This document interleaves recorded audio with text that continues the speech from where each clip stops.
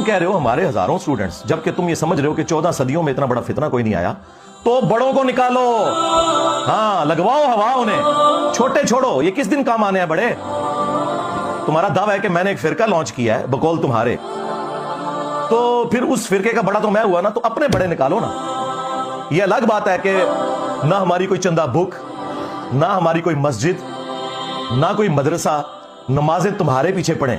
چندے تمہیں دیں جو تمہاری زندگی موت کا مسئلہ ہے، پھر بھی وہ جھوٹا الزام، اس گندگی کا الزام جو تمہارے بڑوں نے ڈالی ہمارے اوپر لگاتے ہو کہ ہم نے فرقہ لانچ کیا ہوا ہے۔ اور بھائی فرقے جب لانچ ہوتے ہیں تو وہ کہتے ہیں ہم مسلمان باقی سارے کافر، اور میں یہ کہتا ہوں تم سب مسلمان ہو، مجھے فرقہ کہہ رہے ہو۔ فرقے کہتے ہیں کہ چندہ نہیں دوسروں کو دینا، میں تو کہتا ہوں کہ ہم نے کوئی چندہ بک بنائی نہیں، ہم چندہ بھی تمہیں دیتے ہیں، چلو۔ فرقے کہتے ہیں جی مسجد لادہ سے بناؤ، اسلام آباد میرا دوسرا شہر ہے، کتے کی طرح لڑتے ہیں مولوی اپنی مسجدوں کے لیے، ایک بریلوی بنا لینا سر تک پھاڑتے ہیں دوسرے کے،